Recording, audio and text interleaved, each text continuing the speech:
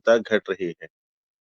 इसको लेकर के जब चिंतन चला तो कोविड के दौरान हमने खुद की खेती पर काम करना प्रारंभ किया जब हम घर वापस हुए नौकरी में थे। उस दौरान छोटे-छोटे प्रयोगों से हमने बहुत कुछ सीखा और ये देखा कि खेती में भूमि खराब हुई है और पूरी दुनिया फसलों पर काम कर रही है।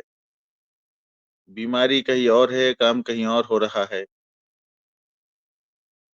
उस समय के जो भी उपलब्ध संसाधन थे, मानव संसाधन अथवा अन्य, निश्चित रूप में अध्ययन के बाद यह पाया कि काम करने की आवश्यकता भूमि पर है। यदि भूमि ठीक हो जाए, तो फसलों पर काम करने की आवश्यकता बहुत कम रह जाती है। कृषि क्षेत्र में जब इसका अनुभव आया अध्ययन उपरांत, तो किसान के लिए सबसे बड़ा चैलेंज था कि बढ़ती हुई लागत को कम कैसे करें और ये जो लागत बढ़ी हुई थी, इसके लिए जिम्मेदार स्वयं किसान था। इसको लेकर के हमारा एक प्रयास ये रहा कि घरेलू स्तर पर हम क्या कर सकते हैं। तो हमारा खुद का तो कोई इनोवेशन है नहीं, हमने तो सब समाज से ही लिया है। हमारे पहले से जो काम कर रहे हैं, उनसे हमने सीखा। तो बाद में कुछ फ़ॉर्मूले पर हमने काम किया, जो किसान घरेलू स्तर पर बना सकता है। तो पहले तो हमने ये देखा कि मूलतः समस्याएँ क्या-क्या खेती में आ रही हैं। तो काम करते-करते यह पाया कि सबसे ज़्यादा समस्या भूमि में जो मूल रूप से है, वो है कार्बन घट गया है। 97% भाग कार्बन पर आधारित है। पीएच इम्बैलेंस हो गया है या तो बढ़ गया है या घट गया है। अधिकांश स्थानों पर हमने बढ़ा हुआ पाया। इलेक्ट्रिक कंडक्टिविटी इम्बैलेंस हो गई है। खनिज तत्व या तो बह गए हैं या लीच्ड हो गए हैं बार-बार जुताई या गहरी जुताई के कारण। और इन सब के लिए भारतीय किसान समाज अधिकांश भाग दुकानों पर निर्भर हो गया है। तो इसके प्रयोग के दौर में बहुत असफलताओं के बाद ये समझ में आया कि तिल की खेती करने से कार्बन ठीक होता है। पीएच जहाँ बढ़ा हुआ है, वहाँ हमने आदरणीय वैद्य राजेश कपूर जी के फ़ॉर्मूले जो थे जैव रसायन, उनका प्रयोग किया, क्योंकि जैव रसायन का पीएच कम होता है। अग्निहोत्र पंचमहाभूत संतुलन के लिए आवश्यक है, मनुष्य के भी और भूमि के लिए भी। तो अग्निहोत्र भस्म का प्रयोग किया, उसका ऊर्जा जल के रूप में प्रयोग किया, उसमें विभिन्न खनिज तत्व पाए जाते हैं और ऊर्जा की गति उसमें ऊर्ध्व होती है। ऐसा हमने अनुभव किया। इस तरीके से अन्य द्रव्य रसायन जो है, उससे माइकोराइज़ा नामक जीव हमारी खेती में कॉलोनी बनाता है। तो गुड़ और चावल के प्रयोग से ये अनुभव हमने लिया। तो धीरे-धीरे जब कार्बन भूमि में बढ़ा तो समझ में आया कि ये जीवाणुओं को रहने के लिए घर का काम कर रहा है और जो खनिज तत्व है उनको पकड़ के रखने का काम कर रहा है। तो कार्बन प्रमुख तत्व है, कार्बन ठीक है, तो बाकी चीज़ें अतिशीघ्र होने लगती है, क्योंकि केमिकल फर्टिलाइज़र और पेस्टिसाइड से हमने माइक्रोबियल एक्टिविटीज़ जो भी थी, सूक्ष्म जगत के जीवाणु, वो खो दिए हैं। उनको स्थायी रूप से आवास देने के लिए कार्बन अति महत्वपूर्ण है। इसके लिए किसान को किसी भी दुकानदार की आवश्यकता नहीं है। वो अपने खेत में तिल की हरी खाद यदि करता है, तो कार्बन उससे बढ़ता है। तिल की हरी खाद करने के बाद जब वो फ्लावरिंग स्टेज पर हो, उस समय उसको ज़मीन में 4 से 8 इंच तक हम पलटी प्लाव के माध्यम से गड़ा देते हैं। वहाँ सूर्य का प्रकाश या ताप कम पहुँचता है, इसलिए वो स्थायित्व में बदलने लगता है। और बार-बार निंदाई करने की आवश्यकता कम करने के लिए हमने परमानेंट बेड का निर्माण किया, जिससे जो बुआई पूर्व के जो भी खर्चे हैं, वो कम हो गए। बड़े-बड़े ट्रैक्टर खेतों में ना चले, जिससे ज़मीन दब कर के ज़मीन की हवा निकल जाती है और जड़ें अच्छे से अपना विकास नहीं कर सकती, वृद्धि नहीं कर सकती। इसके लिए परमानेंट बेड का जो कॉन्सेप्ट आया, तो जुताई पूर्व के खर्च के साथ-साथ जो जीवाणुओं की एक्टिविटी है, वो भी प्रॉपर इससे बनी रही। तो खेती में कम खर्चे में और अच्छा उत्पादन लेने का एक प्रयास किया है। दूसरा विषय उसके दौरान ये निकल के आया कि जैविक खेती के नाम पर हम कुपोषित भोजन कर रहे हैं। क्योंकि अधिकांश किसानों को हमने यह सुनते हुए पाया कि हमने केमिकल तो नहीं डाला,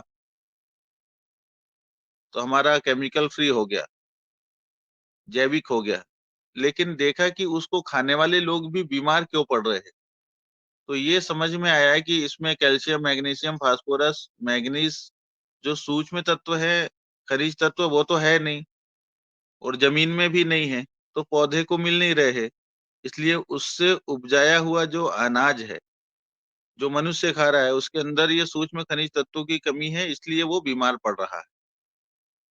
तो हमारे आसपास की मिट्टियों के माध्यम से अथवा जहाँ भी यह उपलब्ध हो पा रही है, उससे भूमि में हमने खनिज तत्वों की पूर्ति की और इस सिद्धांत को गहराई से अनुभव किया कि डिफिशियंसी से जो डिजीज क्रिएट होती है, कमी से ही बीमारियां उत्पन्न होती हैं। जैसे ही हमने इन कमियों की पूर्ति की, बीमारियां फसलों में आना कम हो गई। ये पूरा चक्र 1 से 2 वर्ष के दौरान पूर्ण हो पाया, लेकिन इससे लागत घटी। एक बड़ी बात इस दौरान हमने ये देखी कि जो सब्जी प्रतिदिन परिवारों में उपयोग हो रही है, उनमें प्रतिदिन कोई ना कोई केमिकल, पेस्टिसाइड या फर्टिलाइज़र का स्प्रे में या ज़मीन में दिया जा रहा है और सबसे ज़्यादा लोग उसी से बीमार हो रहे हैं। तो इस सिद्धांत पर हमने कार्य करना प्रारंभ किया कि बीमारी ना आए और बीमारी नहीं आए इसके लिए हमने न्यूट्रिशनल मैनेजमेंट पर ध्यान दिया। क्योंकि ध्यान में आए कि यदि जहाँ सल्फर अवेलेबल फॉर्म पर और पर्याप्त मात्रा में उपलब्ध है, वहाँ पर फंगस के रोग नहीं आ रहे। जहाँ पर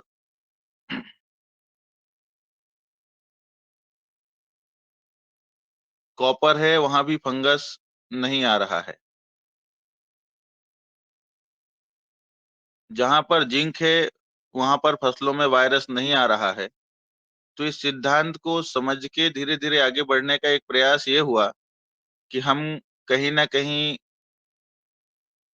खनिजों की कमी के कारण और बैक्टीरिया और माइक्रोब्स की अनुपलब्धता के कारण फसलें रोगों का शिकार हो रही है।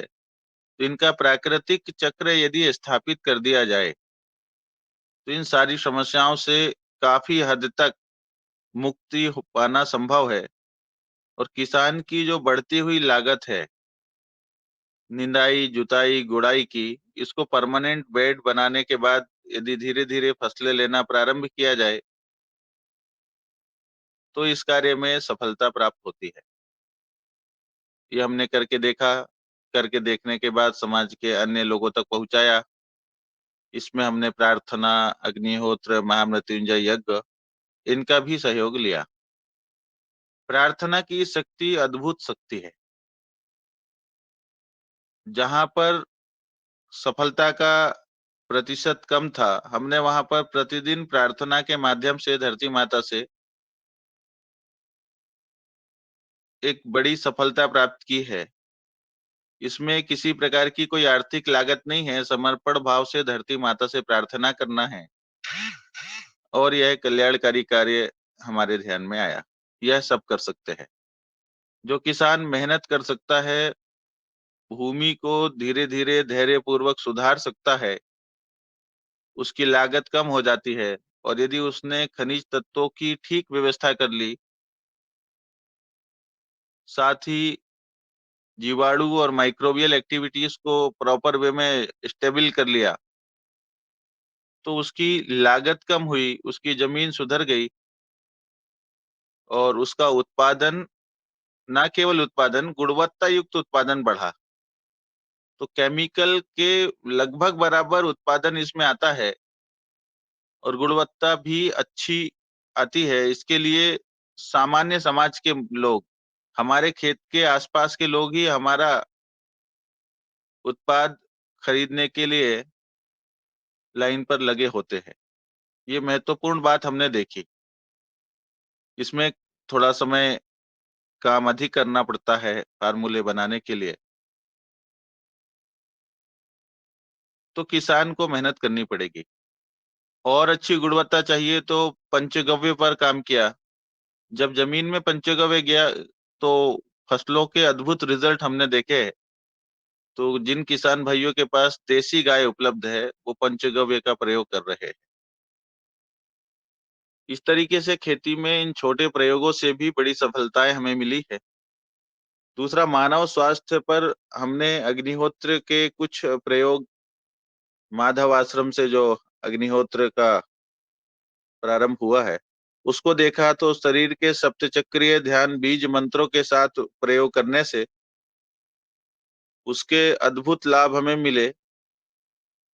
बहुत सारे लोगों को तो बस अग्निहोत्र करने के उपरांत बीज मंत्रों के साथ ध्यान करने से तात्कालिक रूप से लाभ हुआ, और ऐसी कुछ समस्याएं थी जो लंबे समय तक उपचार में भी ठीक नहीं हो पा रही थी, तो अग्निहोत्र ध्यान के माध्यम से वो ठीक हुई। ऐसा स्वयं के परिवार के साथ साथ अनेक परिवारों ने अनुभव किया। तो सब कुछ धन से ही हो ऐसा नहीं है। हम यदि नियमित रूप से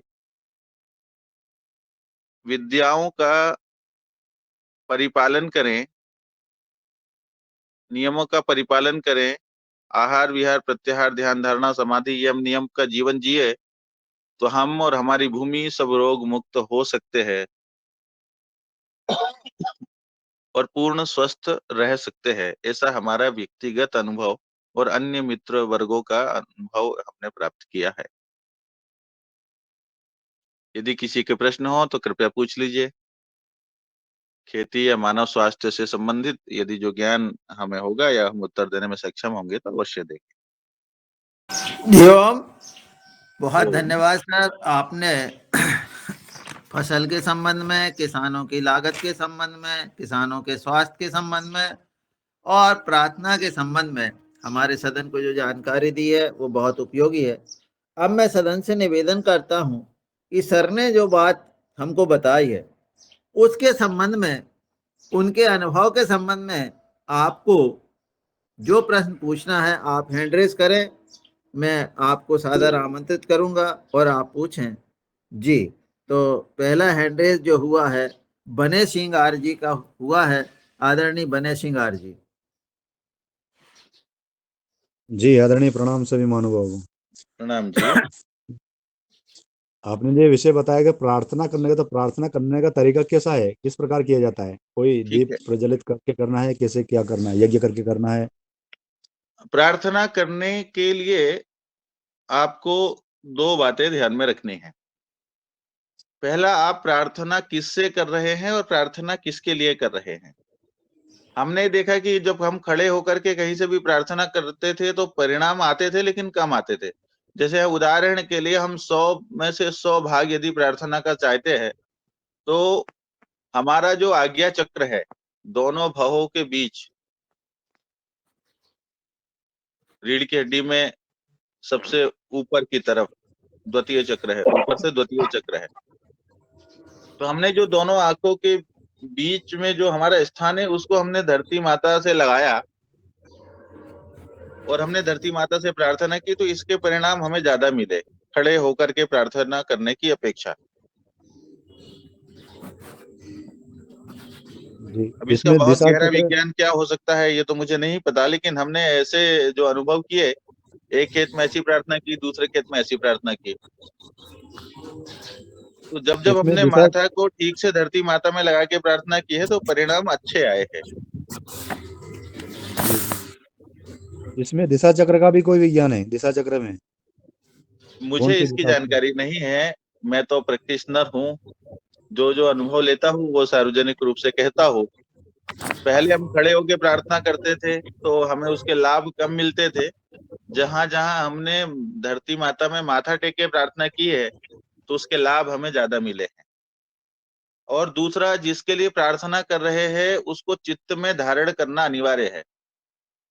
जैसे हम अपने जिस खेत के लिए प्रार्थना कर रहे हैं, जिस फसल के लिए प्रार्थना कर रहे हैं, उसको चित्त में धारण करके प्रार्थना करेंगे तो शायद ऊर्जा विज्ञान का कोई नियम होगा कि वो फसलें और वो धरती माता उसे स्वीकार करती है। दूसरी बात, जितने समर्पित भाव से यह कार्य करेंगे, ये सूक्ष्म जगत विज्ञान है। हमें लगता है पूरा ब्रह्मांड ही उस समय हमारे सहयोग में खड़ा हो जाता है यदि समर्पित भाव से, शुद्ध भाव से करेंगे तो। जी जी, धन्यवाद। धन्यवाद आदरणीय। आपके प्रश्न का जवाब मिला। आदरणीय प्रदीप राज वर्मा जी ने हैंड रेज किया है, तो मैं उनको बुलाता हूं। आदरणीय प्रदीप राज वर्मा जी। ओम सदन को सादर प्रणाम। आज की योगशाला तो बहुत ही अलौकिक थी और आज के जो मुख्य अतिथि हैं उन्होंने भी जो बात बताई वो बहुत ही अलौकिक और अनुपम बातें हैं। मैं उनसे जानना चाह रहा था कि उन्होंने अभी बोला था कि चावल और गुड़ के माध्यम से धरती का कार्बन बढ़ाया जा सकता है, थोड़ा उस पर प्रकाश डालेंगे। और दूसरा क्वेश्चन ये था कि अग्निहोत्र के साथ कौन से बीज मंत्र हैं, मतलब वो जिससे सुख समृद्धि और शांति आए। ठीक है, आपका ओम। पहला प्रश्न है, प्रश्न में सुधार करने की आवश्यकता है। हमने यह कहा कि तिल की जो हरी खाद है, फ्लावरिंग स्टेज के पहले उसको जमीन में 4 से 8 इंच तक नीचे गड़ाए यदि, तो कार्बन बढ़ेगा। हमने जो गुड़ और चावल का अन्य द्रव्य रसायन बताया, उससे माइकोराइजा नामक जीव होता है उसके अंदर और उसकी कॉलोनी बनती है। तो वो कार्बन किस बढ़ाने तरह? के लिए तिल और माइकोराइजा जो दूर दूर से पानी और खनिज तत्व लाके भूमि में से पौधे को देता है, उसके लिए अन्य द्रव्य रसायन बताया। गुड़ और चावल को किस तरह से उपयोग करना है? हाँ, हम एक 500 का 2 किलो चावल को प्रयास करें कि पीतल के पात्र या मिट्टी के पात्र में उसको उबाल ले, जैसे हम चावल का भोजन करते हैं उतना उबाल ले, और उसमें अंत में 500 ग्राम गुड़ मिला दे अच्छे से, और उसको मिट्टी के ढक्कन से ही मटके का मुंह बंद करके उसका लगभग 2 तिहाई से 3/4 मतलब 66 to 75% भाग किसी मीठे फलदार पेड़ के नीचे गाड़ दे 7 दिन के लिए। और जब इस 7 दिन के लिए हम उसको गाड़ते हैं तो उसमें वो जीव आ जाता है, माइकोराइजा। उसके बाद हम उसको निकाल के दूसरे पात्र में पेस्ट बना लें और उसमें फिर 2 किलो गुड़ डाल करके 200 लीटर पानी के साथ उसको घोल ले और 8 दिन, 4 दिन, 5 दिन रखे रहें। अधिकतम 8 दिन, 4 दिन अच्छा है, और उसको सिंचाई जल के साथ चला दें।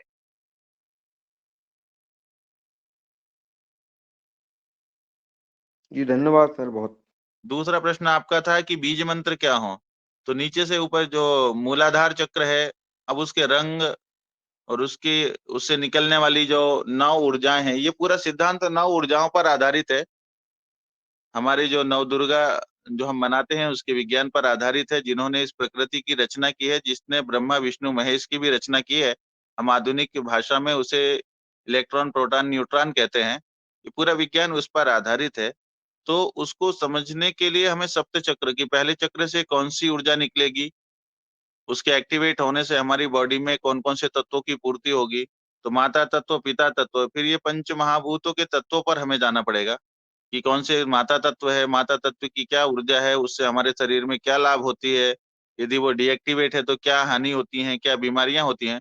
जिनके बीज मंत्र हैं यम रम लम वम,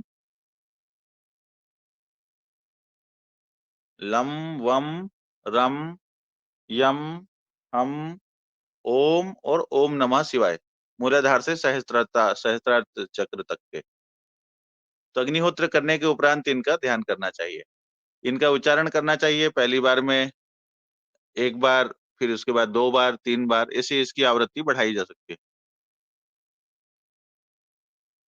इसके साथ हस्त मुद्राएँ भी जुड़ जाती है और हम इसको श्वास के माध्यम से जिस चक्र का ध्यान कर रहे हैं, उसमें हमको नाभि तक पहले श्वास भरना है, फिर उसको श्वास का प्रेशर देकर के क्लॉकवाइज़ उसको घुमाना है और फिर उससे निकलती हुई ऊर्जाओं को महसूस करना है। ये कम से कम ठीक से समझने के लिए घंटे भर का विषय है। मैं केवल आज उन बातों को छू रहा हूँ कि ये पॉइंट्स है। जी सर। पुस्तक बहुत की पहली पाठ्यक्रम के पहले पेज पर जो दिया गया है कि पुस्तक में क्या है, तो अग्निहोत्र ध्यान है, नक्षत्र विज्ञान है कि जिस नक्षत्र में हम बीज डालेंगे तो उसका क्या परिणाम आएगा। ये भारतीय विज्ञान में जो भी भरा पड़ा है, उसका हमने जो लाभ लिया है, बस उसके पॉइंट्स को मैं छू रहा हूँ। अब जिसको विस्तार से चाहिए तो व्यक्तिगत चर्चा कर लेंगे। जी सर। अब हम मैं आपसे आदरणीय पर्सनल बात कर किशोर लेंगे एक बार आपसे। जी हाँ जी।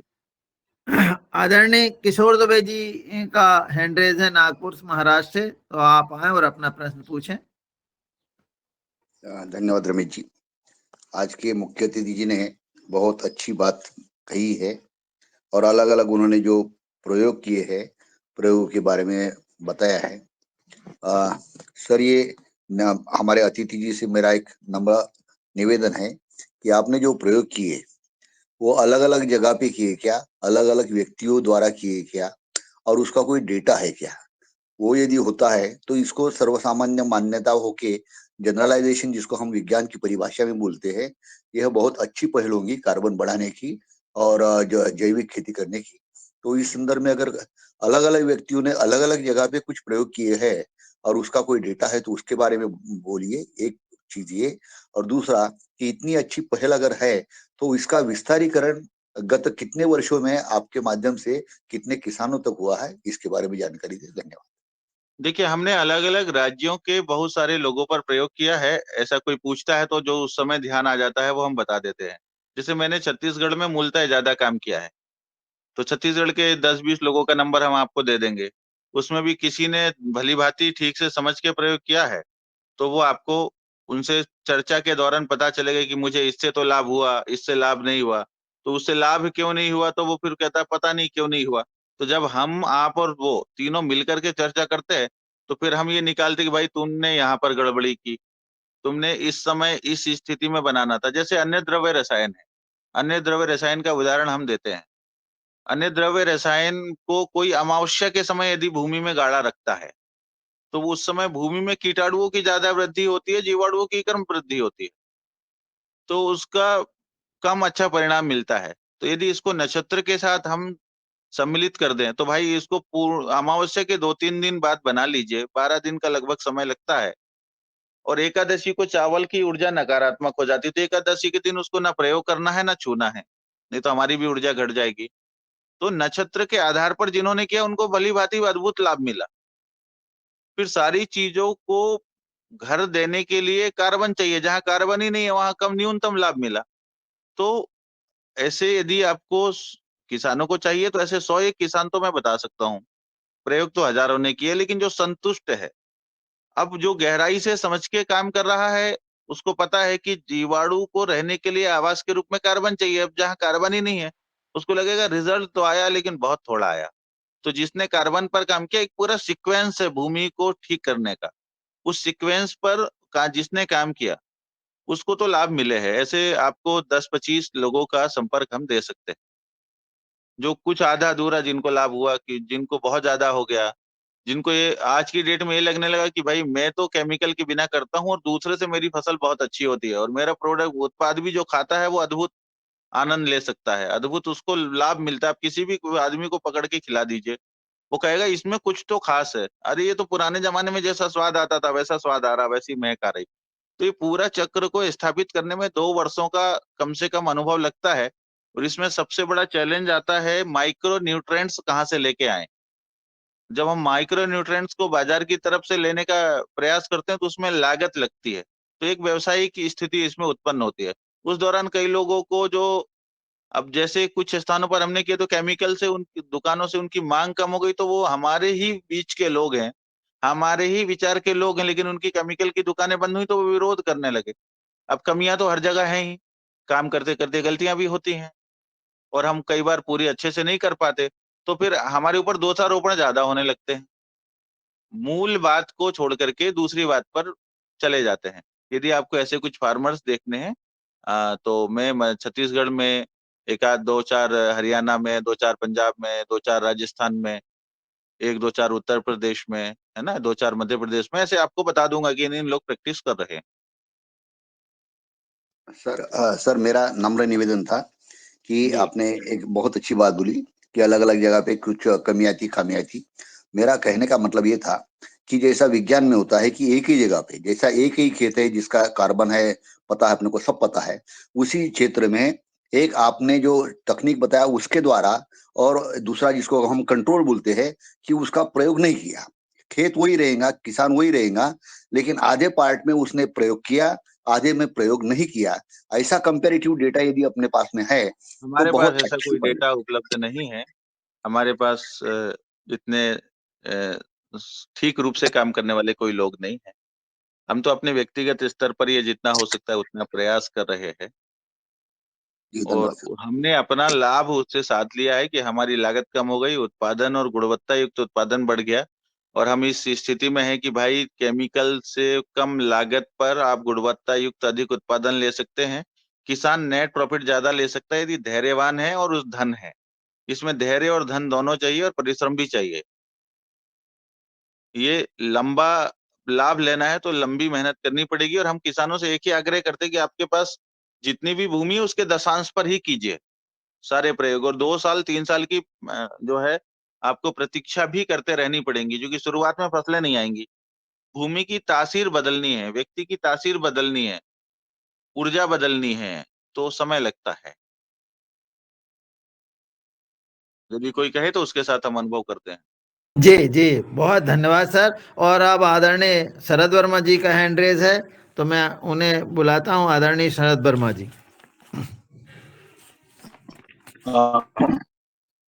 योग शास्त्र आवाज ठीक करो, आवाज जगह बदलो। आज मुख्य आवाज आई तो हाँ, कट के आ रही है।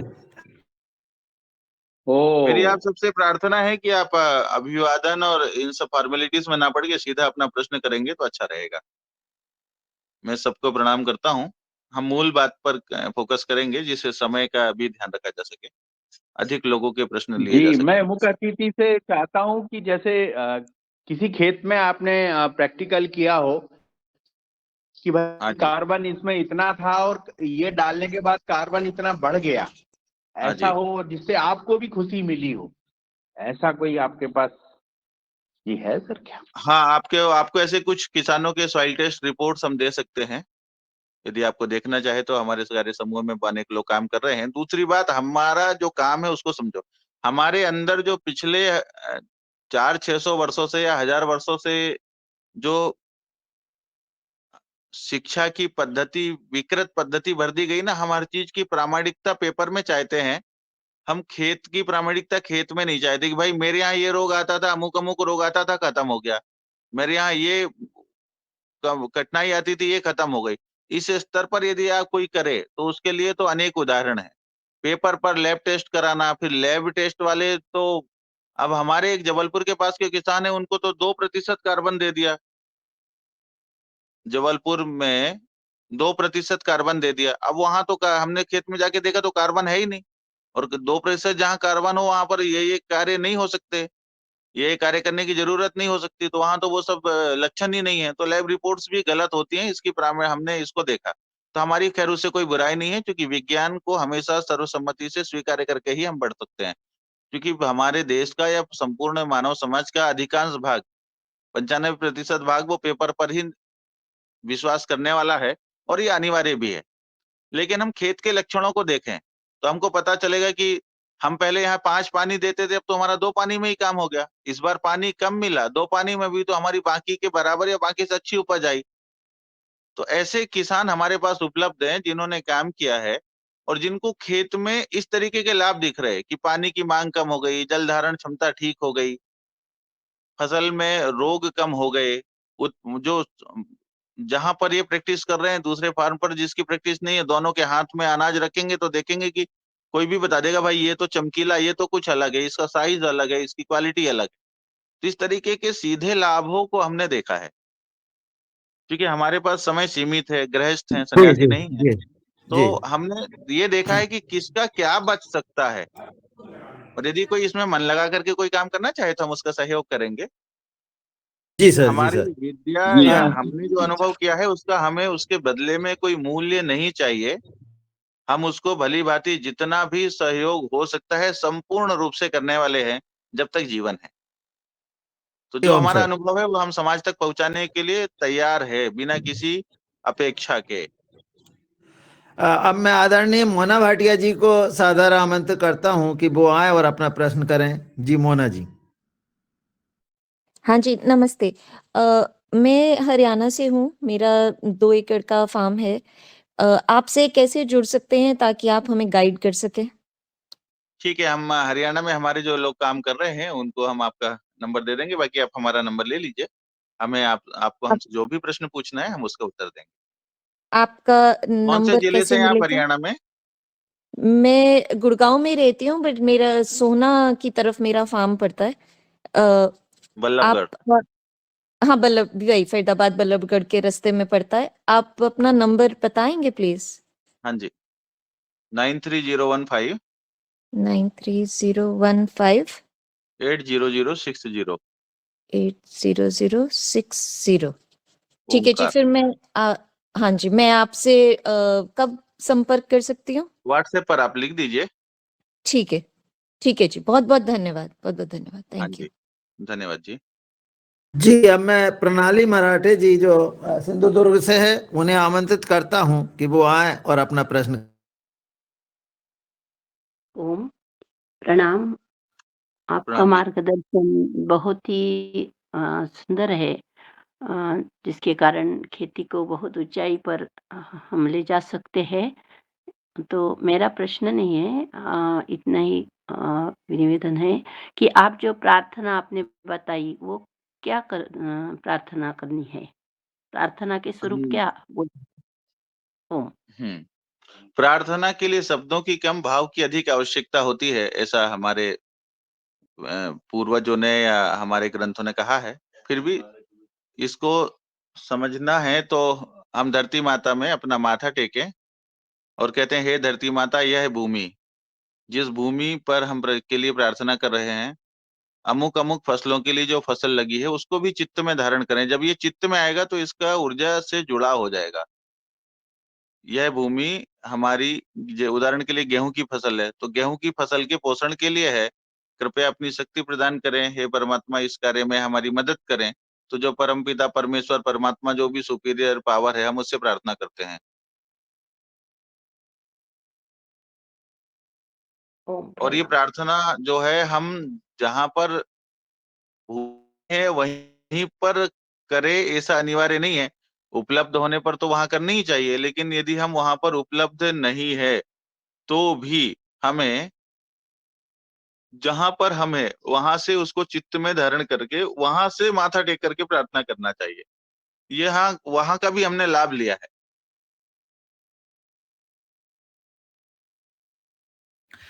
सर मेरा स्वयं का एक प्रश्न है सर।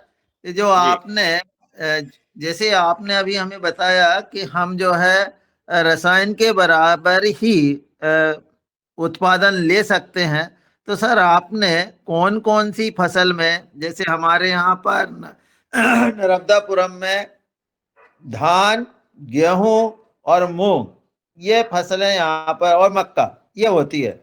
तो सर क्या आपका इन फसलों पर कोई अनुभव है? जियो। हाँ, गेहूं और मक्का मेरी स्वयं की खेती में होता है और मैंने दोनों पर लिया है। इसका यदि आपको मैं 1 मिनट का और समय है तो मैं विस्तार से आपको समझाता हूँ।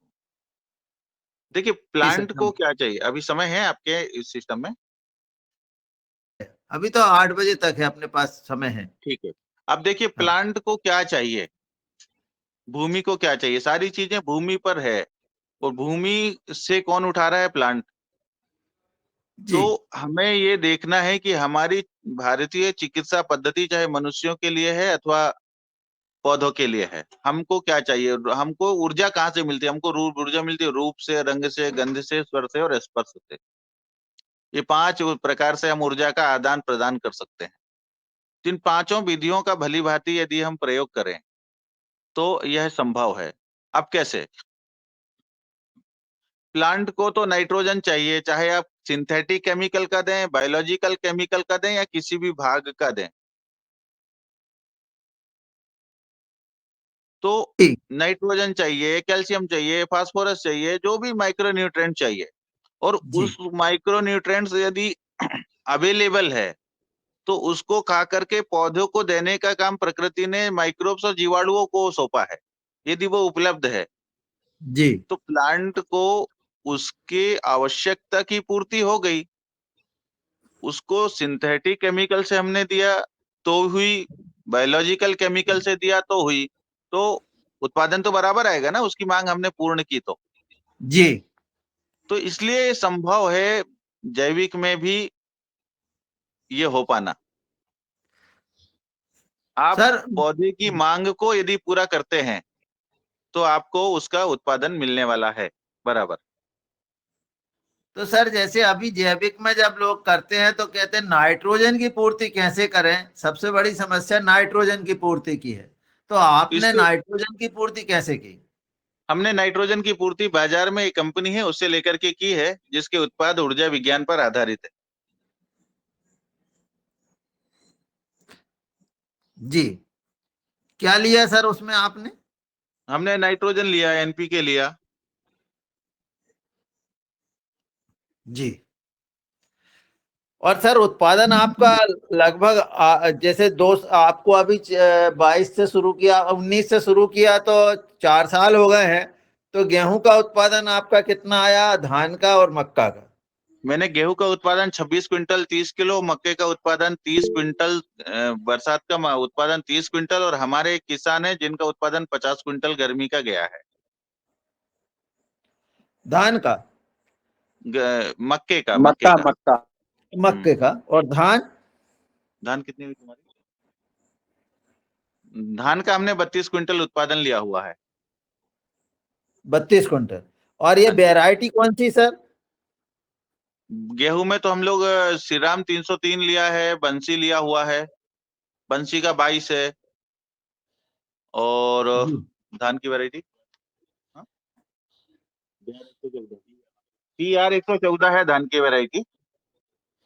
PR 114। हाँ जी, हरियाणा के और किसान ने लिया हुआ है। ये खाने की है हाँ जी, हाँ जी। कि वो अपने यहाँ सिल्की सिल्की भी बोते हैं यहाँ पर, ऐसा कुछ है? तो ये खाने की वैरायटी है। देखो, उत्पादन के पीछे अनेक कारण होते हैं। हमें उत्पादन को जरूर पूछना चाहिए, लेकिन यदि उत्पादन निर्भर करता है आइडियल कंडीशन पे, जी तो जी आइडियल कंडीशन पर उत्पादन केमिकल में जितना बताया जाता है उतना ही आता है। उसके पीछे का सैद्धांतिक नियम यह है कि प्लांट को जो जो जरूरत है, भूमि में जो जो उपलब्धता चाहिए, यदि आपने वो दे दी है तो प्लांट जी को कोई कठिनाई नहीं है। दूसरा, बायोलॉजिकल केमिकल्स जो होते हैं ना, वो जमीन को खराब नहीं करते, जमीन की गुणवत्ता को बढ़ाते हैं और लंबे समय उपलब्ध होते हैं और धीरे जी धीरे उपयोग होते हैं। केमिकल या सिंथेटिक फर्टिलाइजर जो होते हैं वो इंस्टेंट यूज होते हैं, उनको ऐसे ढंग से बनाया ही गया है। तो मूल बात यदि किसानी की समझना है तो ये देखना है कि भूमि ठीक हो जाए। पूरी दुनिया फसलों पर ही पड़ी हुई है और जी बीमारी हो गई है जमीन में और इलाज हो रहा है फसलों का। इस भाव को या इस विज्ञान को जब तक नहीं समझेंगे तब तक कठिनाई है। जी सर। तो मैं अब समझना डॉक्टर। ये है कि भूमि ठीक हो जाए। जी सर, जी भूमि सर। ठीक हो जाएगी तो फसलें ऑटोमेटिकली ठीक हो जाएंगी। भूमि में वो उपलब्धता रहेगी न्यूट्रिएंट्स की, और माइक्रोब्स और बैक्टीरिया है तो वो उठा के प्लांट को देंगे खा के। मनुष्य तो चोरी कर सकता है, दो चार और जीव होंगे जो चोरी कर सकते हैं, लेकिन प्रकृति में ने जो निर्माण किया है उसमें चोरी होने का या आलसी होने का कोई कॉन्सेप्ट ही नहीं है। जी हमने वो स्थापित किया, प्रकृति में खनिज दिया, माइक्रोब्स दिया, जीवाणु दिया, उनको स्थापित कर दिया। बस प्रकृति उस पे अपना कार्य करते रहती है। और 2 वर्ष के आसपास ऐसी स्थिति आ जाती है कि आपका उत्पादन गुणवत्ता युक्त बढ़ेगा। पहली बात, गुणवत्ता युक्त उत्पादन जिसकी दुनिया में सबसे ज्यादा मांग है, या इस समय सबसे बड़ी कठिनाई, हम खा तो रहे हैं लेकिन हमको जो चाहिए वो नहीं मिल पा रहा, इसलिए हम बीमार पड़ रहे हैं। जी तो हमें भूमि को ठीक कर जैसे ही होती है, हमारी लागत कम हो जाती है, उत्पादन और गुणवत्ता युक्त उत्पादन बढ़ता है। दूसरा ये ध्यान रखना है कि देसी बीजों में कैपिंग नहीं है। जो अभी हाइब्रिड और जो भी अपने जीएम फोर्ड आ रहा है, इसमें निश्चित है कि कितने से ज्यादा उत्पादन नहीं हो सकता। यदि आपने सब चीजों को ठीक कर दिया है तो इसमें रेगुलर प्रोडक्शन आपका बढ़ते जाएगा और कॉस्ट रिड्यूस होती जाएगी, लागत घटती जाएगी, और यहाँ से नेट प्रॉफिट किसान का चालू होता है। ये पूरा कॉमर्शियल बात है कि जी जी लागत कम जी हो गई, उत्पादन बढ़ गया। दूसरा, आज सबसे बड़ी प्रॉब्लम है लेबर की। आज मनुष्य के शरीर की शक्ति कम हुई है। हमारे यहाँ वही लेबर पहले जितना काम कर पाता था आज नहीं कर पाता। तो हमें बार बार उसमें काम करने की स्थिति से बचना है। जी ट्रैक्टर का खर्च है उससे बचना, बार बार स्प्रे करने का खर्च बचना है। अब बीमारी आएगी तो स्प्रे तो करने पड़ेंगे, तो बीमारी ना आए इसके लिए काम करना है। और जो भी जी फूड हो उसमें वो सब हो जो मनुष्य शरीर को 108 अणु 108 जीवाणु चाहिए, और ऊर्ध्वगति की ऊर्जा चाहिए। ऊर्ध्वगति की ऊर्जा रोग निवारक है, अधोगति की ऊर्जा रोग कारक है। तो ऊर्जा चक्र को स्थापित करनी। फिर हम जब बीज को नक्षत्र में डालते हैं तो बीज के दोष कम हो जाते हैं या खत्म हो जाते हैं। जी तो हमें इन छोटी छोटी चीजों को समझना है जिसमें कोई लागत नहीं है, बस हमको थोड़ा सा फेरबदल करना है समय को लेकर के।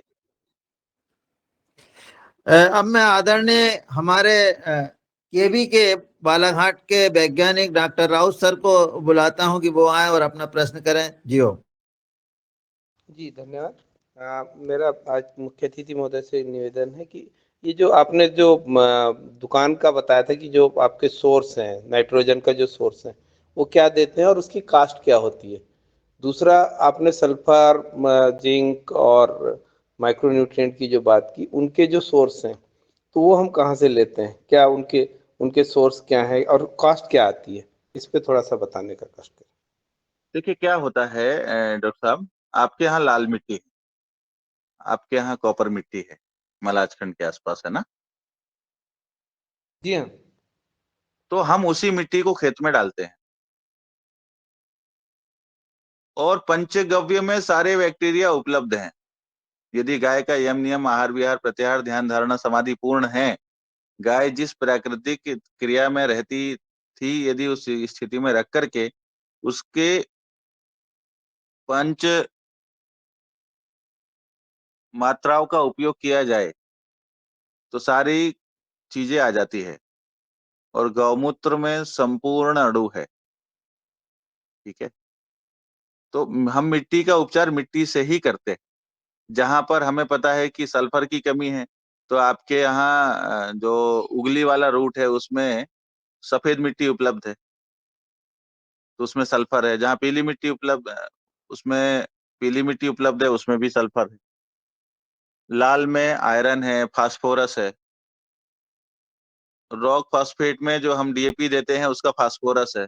तो एंजाइम के साथ मिला, हम इसको डाल के एंजाइम के साथ प्रयोग करते हैं तो डीएपी की मांग बेहद कम हो जाती है।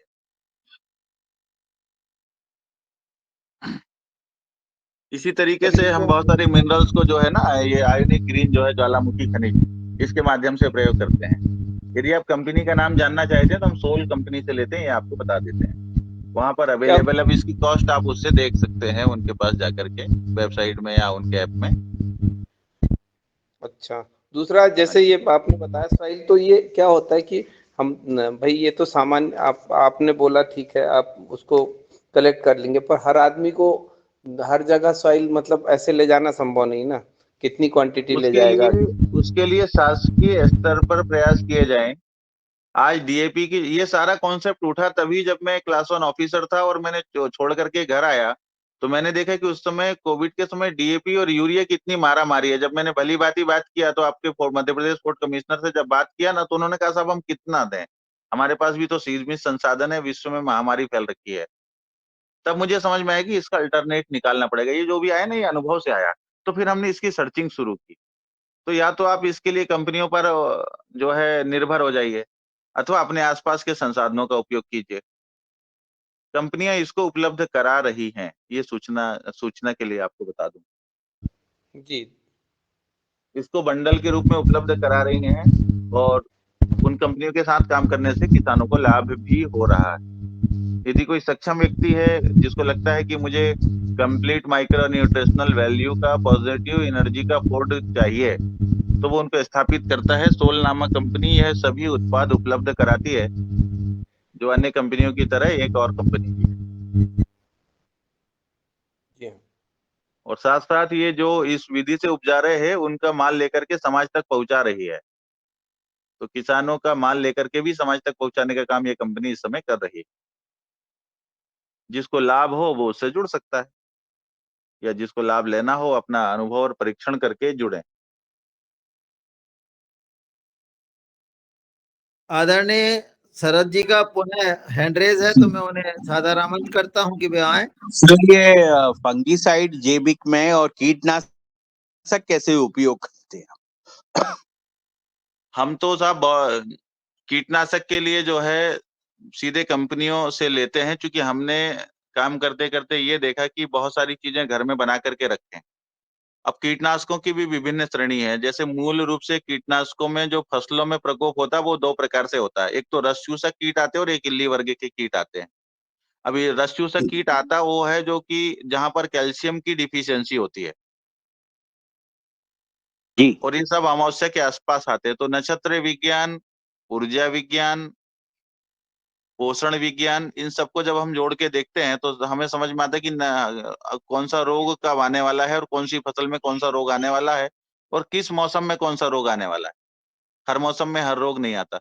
तो जैसे रस चूसक कीट हैं जो पत्तियों से रस चूसते हैं, तो जहां भी रस चूसक कीट आते हैं उस पे ये ध्यान रखना, वो समझ में आ जाता है कि यहाँ कैल्शियम की कमी है।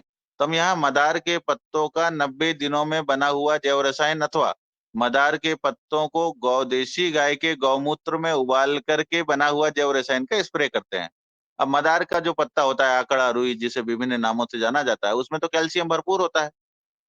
जिन जिन जी चीजों में दूध निकलता है और वो कड़वाहट भी होती है, तो उससे हमने इसको नियंत्रित करने का काफी हद तक प्रयास किया। यदि इसको फर्स्ट स्टेज में यूज कर लिया जाए, या अमावस्या के 1-2 दिन पूर्व, फिर अमावस्या के दिन या उसके 1 दिन बाद स्प्रे कर दिया जाए 2-3 ml उसका, तो रोग काफी हद तक कंट्रोल हो जाते हैं। लेकिन ये कंट्रोल आएंगे तब तक जब तक जमीन में कैल्शियम की कमी है, क्योंकि रोग उत्पन्न होने का मूल कारण वो है।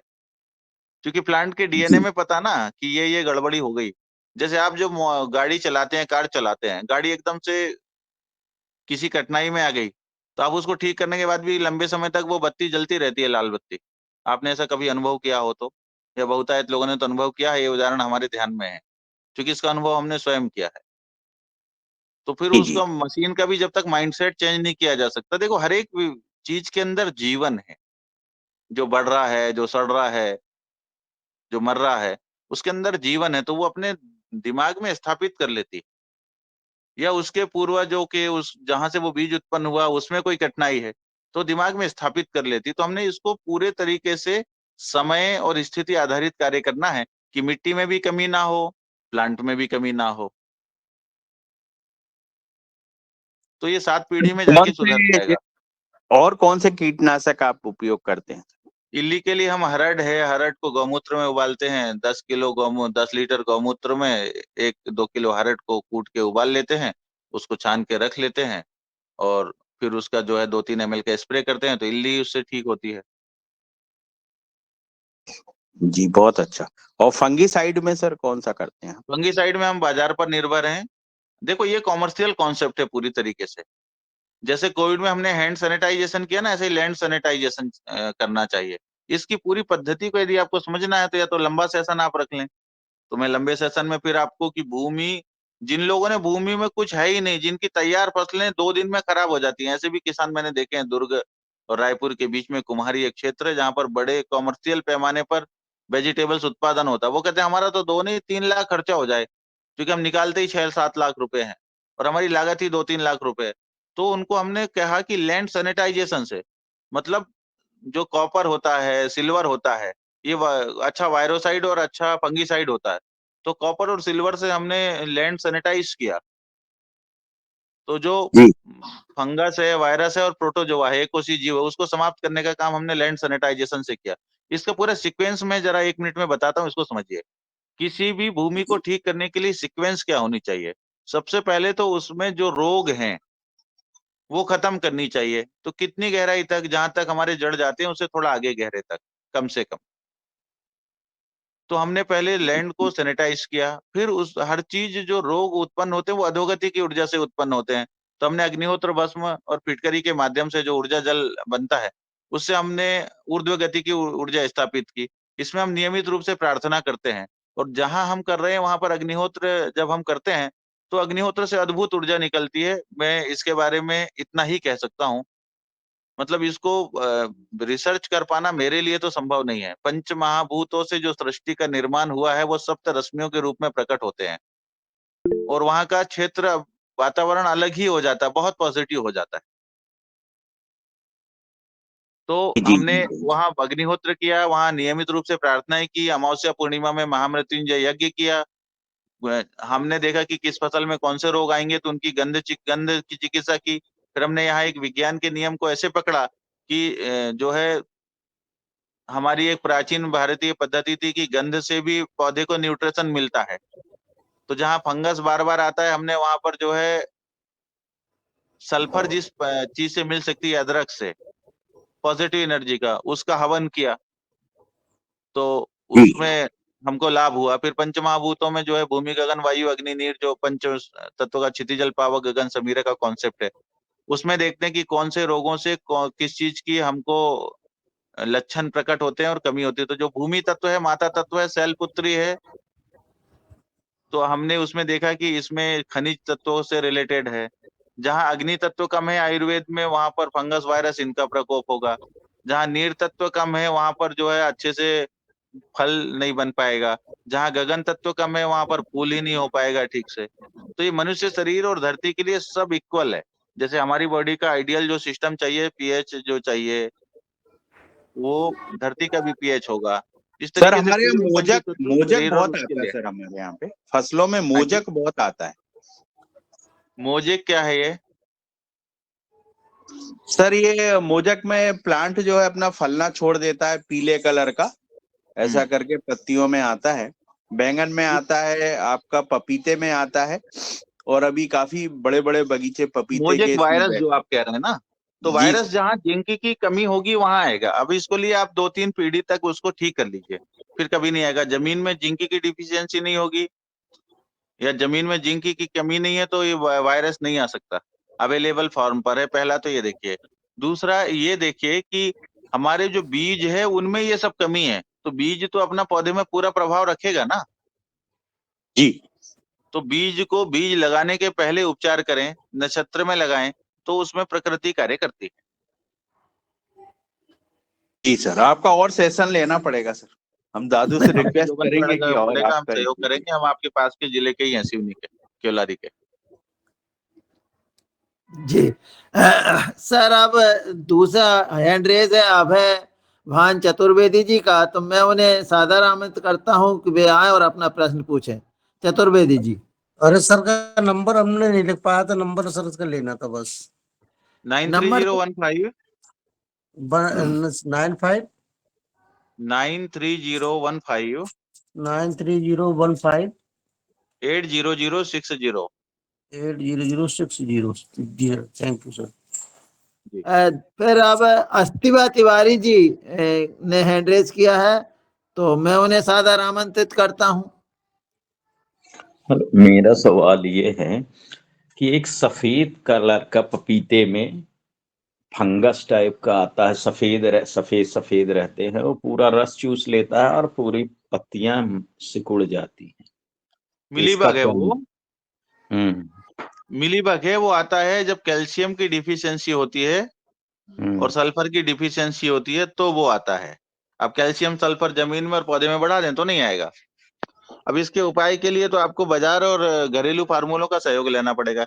ये मरता है गर्म पानी से, तो आप तो या तो रेगुलर हल्का फुल्का गर्म पानी का स्प्रे करें, लेकिन उससे प्लांट की लीव्स भी डैमेज होते हैं। तो ऊर्जा रस जो चूसक अगर डाले तब निवारक जो भी पदार्थ आपके पास उपलब्ध है, सबसे अच्छा आप इसमें दूध का स्प्रे करके देखिए। अच्छा, अगर ऊर्जा जल देसी मैंने डाला था, पिछले साल भी ऐसे हुआ था, तो उससे जी, फायदा ऊर्जा हुआ जल का था, अभी इससे कोई डाला लेन देन नहीं है। ऐसा।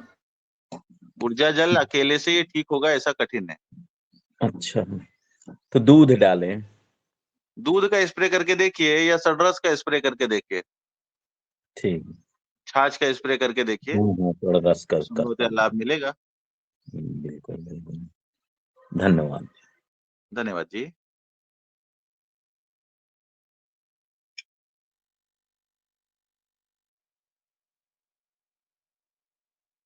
और भी कोई प्रश्न है?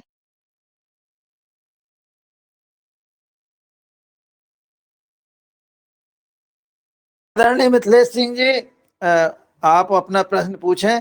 आप हैं उत्तर प्रदेश से मिथिलेश सिंह। जी ओम, सदन को प्रणाम। आज के मुख्य अतिथि से मेरा प्रश्न ये है कि जैसे हम ये जैविक खेती कर रहे हैं, बहुत सुंदर सेशन रहा आपका। बिल्कुल सुनकर के ऐसा लग रहा था कि हम वैदिक काल में पहुंच गए। तो इसमें हमें अपने जो बीज हैं, हाइब्रिड बीजों को प्राथमिकता देनी चाहिए या देसी बीजों को? जो आपको खाना है वो उगाइए, खाना तो जो आपकी अच्छा ही होता है। आवश्यकता है उसके अच्छा है तो देसी बीजों को उगाइए। देखिए, आप क्यों खा रहे हैं ये समझिए। आप इसलिए खा रहे जी, हैं कि आपका शरीर ठीक रहे, आपको जी, जैसा स्वाद चाहिए, तो वैसे बीजों का उपयोग कीजिए। देसी बीज लुप्त हो गए तो खाना तो नहीं छोड़ सकते, तो हाइब्रिड, लेकिन देसी की सर्च करते रहिए। हमारा देश आज जिस दुर्गति में है उसके आप आंकड़ों में अध्ययन करें। मैं खुद रिसर्च पेपर लिखता हूँ, मैं डेटा का खेल बहुत खेला है। मैंने जो दो दो थीसिस लिखी हैं, डॉक्टरेट तो मेरे को नहीं मिली क्योंकि मेरी थीसिस ही इतनी प्रामाणिक थी कि सरकार ने उनसे हाथ उठा ले के तो पब्लिश ही नहीं कर सकते। ऑडियो वीडियोग्राफी बेस्ड ये होता था, मैं तो प्रामाणिकता के साथ काम किया। तो कठिनाई क्या होती है कि हमारे को निर्बाध आत्मनिर्भरता से हटा करके हमको गुलाम बना दिया गया। आज आपके पास देसी बीज नहीं है, आप दूसरी कंपनियों के बीजों पर निर्भर कर गए हैं और आप फिर से उन्हीं से बीज लेने के लिए मजबूर है। मक्के को मैं करता हूँ जिस क्षेत्र से हूँ मैं, कई लाखों का बीज एक एक किसान लेता है। मतलब जिसके पास 10 एकड़ खेती है वो उस बेचारे को तो 50,000 का बीज ही खरीदना पड़ता है।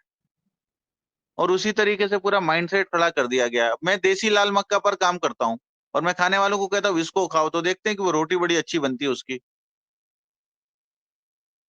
तो आप ऐसे प्रयास करके स्वयं के परिवार के साथ बस 1 2 4 परिवारों को जोड़ो। जैसे ही आपके 4 परिवार जुड़ गए, 4 से 400 कैसे होंगे आपको समझ में ही नहीं आएगा कि आप 100 एकड़ में खेती करके भी मांग पूरी नहीं कर सकते, क्योंकि आपके उसमें स्वाद है, स्वास्थ्य है। जी। तो मैं यही समझूँ कि इसलिए हमें अपने देसी बीजों को संरक्षित करना चाहिए। बिल्कुल जरूर संरक्षित करना चाहिए और उनके खाने से जो कंटेंट मिलेगी वो आपको हाइब्रिड और बाकी से नहीं मिल सकती। जी, धन्यवाद। जी, ये जी, लैब अब में मैं तो दिखाया जा सकता है, स्वास्थ्य में नहीं दिखाया जा सकता। अपने राज्य प्रभारी आदरणीय मुन्नीलाल यादव जी को सादर आमंत्रित करता हूं कि वो आए और आज की कक्षा के संबंध में अपने वक्तव्य दें और आभार प्रदर्शन करें। जी हो। धन्यवाद आदरणीय मेहरा जी। और आज जो हमारे योगाचार्य अशोक पटेल जी ने बड़े ही अच्छे तरीके से योग कराया और हम सब ने योग का आनंद लिया, योग किया। इसके बाद हम आदरणीय ओंकार जी ने जो आज हम सबको प्रार्थना भाव और खेती के बारे, देसी बीज के बारे में और तमाम जो हमारी पुरानी परंपराएं हैं, जो हमारी विरासत जिसको हम कहते हैं, उसके ऊपर आज महत्वपूर्ण मार्गदर्शन दिया। उनको योगहार परिवार की ओर से, पूरे किसान भाइयों की ओर से, पतंजलि किसान सेवा समिति की ओर से, मध्य प्रदेश की ओर से और पूरे देश के विभिन्न राज्यों के जुड़े किसान भाइयों की ओर से हम बहुत बहुत आभार ज्ञापित करते हैं। सदन में जो हमारे बहन भाइयों ने जो महत्वपूर्ण क्वेश्चन किए उनका समाधान हुआ और आगे जो जुड़े हुए भाई बहन हैं इस आज के, मैं निवेदन करूंगा कि प्रतिदिन इसी प्रकार से इस कार्यक्रम में भाग लें, जुड़ें, अपना अनुभव शेयर करें और सुझाव दें और सुझाव लें, ताकि हमारी जो पुरानी परंपरा है प्राकृतिक जैविक खेती की, देसी बीज की उसकी जो है परंपरा बनी रहे। इन्हीं शब्दों के साथ आज के इस कार्यक्रम को हम विराम देते हैं। कल 5:30 बजे पुनः हम मिलेंगे नए विषय के साथ, नए युग शिक्षक के साथ और अपने इन साथियों के साथ। सबको प्रणाम, सबको वंदन, नमन, ओम। जी ओम। हम मैं पुनः हमारे मुख्य अतिथि महोदय का बहुत आभार व्यक्त करता हूं और निवेदन करता हूं कि आगे भी जब आपको समय मिले तो आप जुड़ें। जी ओम। ओम। जी धन्यवाद ओम। आप सबको ऐसे सुना। सुंदर योग शिक्षा जी और ओम। द्वितीय सत्र, बहुत बहुत धन्यवाद। ओम। मेरा अनुरोध था कि ये ओंकार जी का फिर से सेशन लिया जाए। एक दिन की समझ में नहीं आएगा इनका पद्धति का, पूरा प्राकृतिक पद्धति का अपने लिए, और सेशन लिया जाए इनका। जी मैं उनसे निवेदन करूंगा कि जब वो उनको समय होगा तो निश्चित रूप से हम उन्हें बुलाएंगे। जी ओम।